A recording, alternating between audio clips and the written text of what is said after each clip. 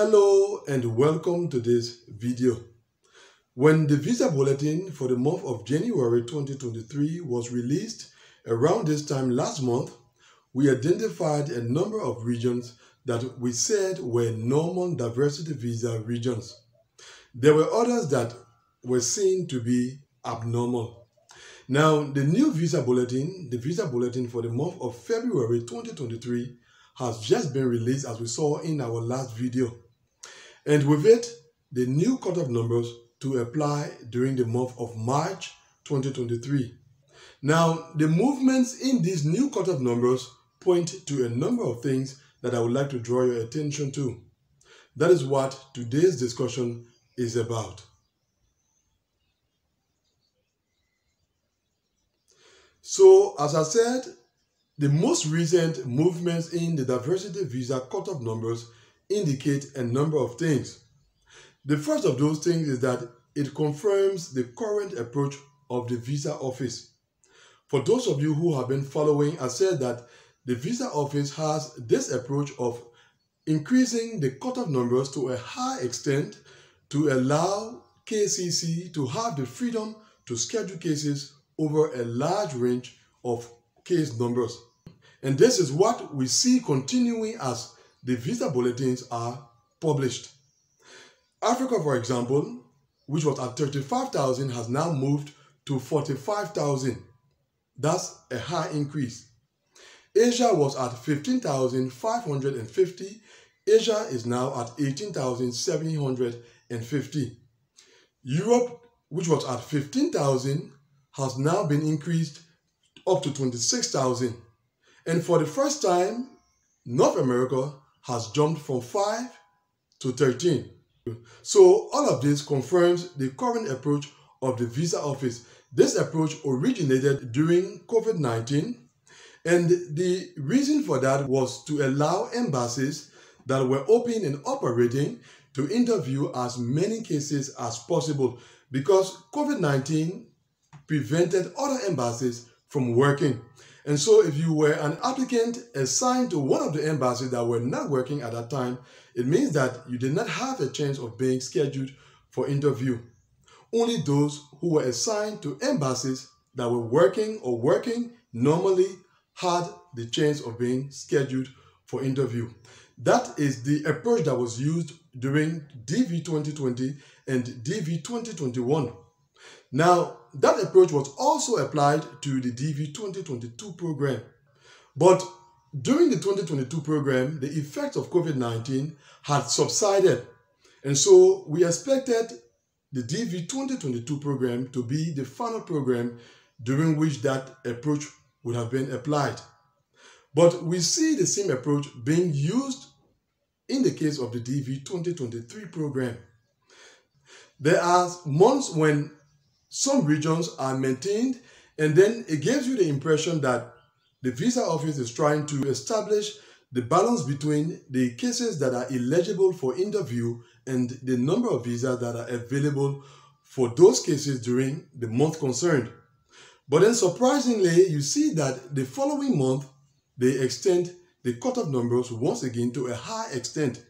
And so what this actually means is that this is the approach that they are using when it comes to the DV 2023 program, which I said is a replicate of the DV 2022 program. If you have the time, just compare the visa bulletins that were released during the first half of the DV 2022 program, compare them with the ones that are currently being released, and then you will see the similarity, which confirms that the same approach is being applied to the DV 2023 program.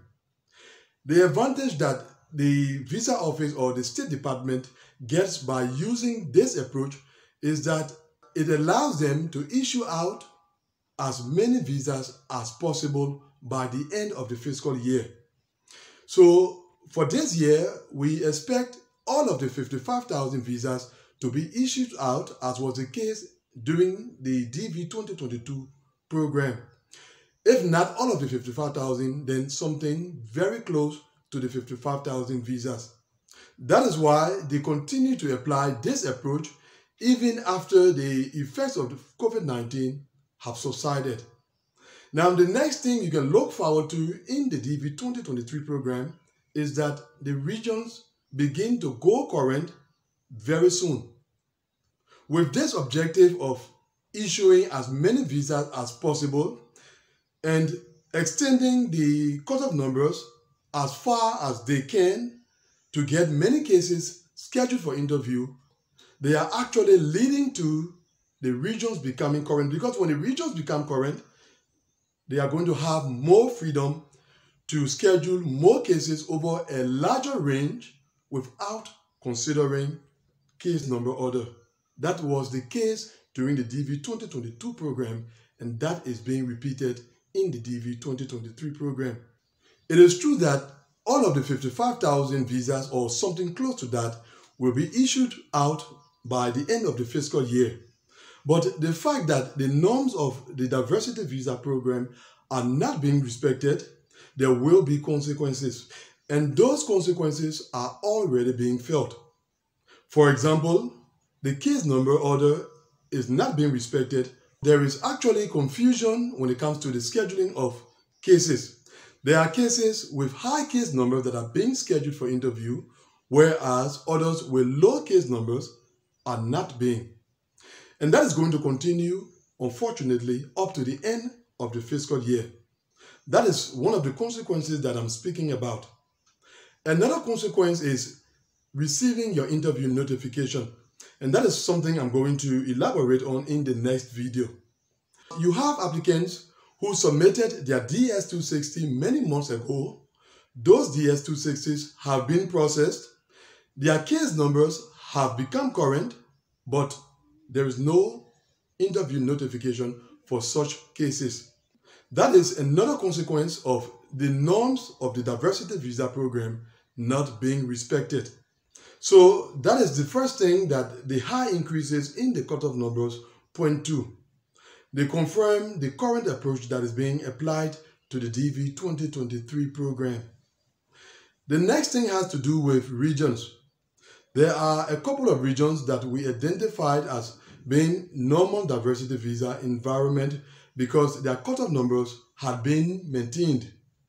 Now with the new cutoff numbers, where the cutoff numbers of those regions were greatly increased, it means that that normal diversity visa environment no longer exists, and so we can no longer consider those regions as being normal diversity visa environment. Europe is one of them, with their cutoff number increased from 15,000 to 26,000. It means that the chances of applicants from the Europe region no longer depend on their case number, but is rather on the performance of their embassy, the embassy where they will be interviewed. But what is interesting about the Europe region is that, as we saw from our embassy performance report, the countries with the highest selectees from the Europe region are the countries that have the best performing embassies. And so that gives a certain advantage to applicants from the Europe region as compared to some other regions. Now, when it comes to the North America region, the impact of the high increase in their cutoff number will actually not be felt because that is a very small region with very few selectees. And as I said in a recent video, all of those selectees could be interviewed in the space of 1 month. But having the cutoff number for the North America region jump from 5 to 13 shows that the norms of the program are not being respected, and so we cannot consider the environment in that situation to be a normal diversity visa environment. And finally, with this approach being applied to all of the regions, that allows us to say that the DV 2023 program is not being operated in a normal diversity visa environment. Someone else may have a different definition for what a normal diversity visa environment or a normal diversity visa program is. But my definition is connected to the norms because the word normal comes from norms. When the norms are being respected, I consider it to be a normal diversity visa year, a normal diversity visa program, a normal diversity visa environment. And when the norms are not respected, they are not applied, I consider such a situation not to be a normal diversity visa program, a normal diversity visa year, or a normal diversity visa environment, even if all of the 55,000 visas are issued. So this is what I had to share with you from what we just observed in the visa bulletin for the month of February, that is the high increases in the cutoff numbers for the month of March. Which brings us to the end of today's discussion. Thanks for watching this video. And as I said, in our next video, I hope to provide more explanation regarding you receiving your interview notification. But for now, that is all. Thanks once again for watching this video, and see you, God willing, in the next one. Goodbye.